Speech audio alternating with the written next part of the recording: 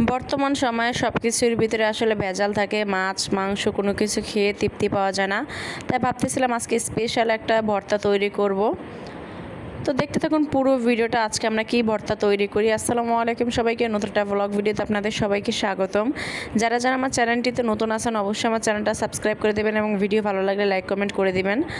আজকে আমরা এসেছিলাম আমার নানু বাড়িতে, সেখানে এসে এই লাউ শাক পাতা দেখে এর ভর্তা খেতে ইচ্ছে করছিল। তাই ভাবতেছি যে আমি আর আমার মা কিছু লাউ শাক পাতা নিয়ে এসেছি। এখন এগুলোকে একদম ধুয়ে ক্লিন করে নেওয়া হয়েছে। এখন ভর্তা তৈরি করার জন্য যা যা প্রয়োজন আমি সব কিছু রেডি করে নিচ্ছি। প্রথমে পেঁয়াজ আর রসুন তেলে একদম লাল লাল করে ভেজে নিব। এরপর শুকনা মরিচ ভেজে নিয়েছি।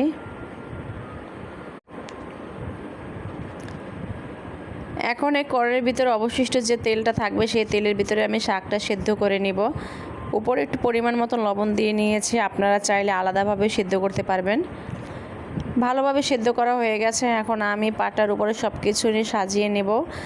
পেঁয়াজ ভাজা, তারপর শুকনো মরিচ ভাজা, লাউ শাক পাতা সেদ্ধ সব কিছু নিয়ে আমি এখন বেটে নেব। বাটা শেষ। এখন এর ভিতরে আমি পরিমাণ মতন সরিষার তেল দিয়ে ভালোভাবে মাখিয়ে নেব। আর খুব